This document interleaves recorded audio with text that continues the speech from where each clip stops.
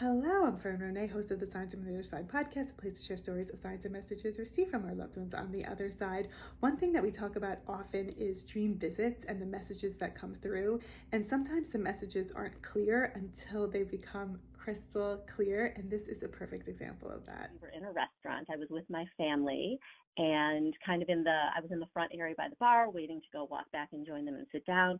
And my mom walked in and up to me, and immediately I got that vivid feeling of I knew that I was connecting with her. I knew that this was not just a dream. It was that being really, really lucid within your dream. And so, of course, I felt a rush of love, and I was so happy to see her. And she looked at me and just smiled and said, "I don't like slate."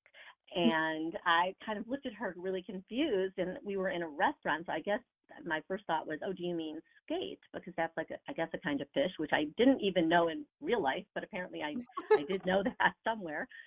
And she looked at me very firmly and smiled and said, "No, I mean slate."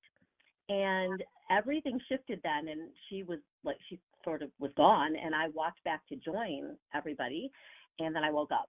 And so as soon as I woke up, I jotted down the dream because I wanted to try to see if I could look into that or figure something out. I spoke with my dad probably that same evening. He was renovating a house, and my kids were very little. My son probably was he was 3. My dad was wanted to share all the details, be very careful. And he said, one of the things I'm a little concerned about is I'm putting in slate floors, and I'm a little worried about then maybe tripping or whatever.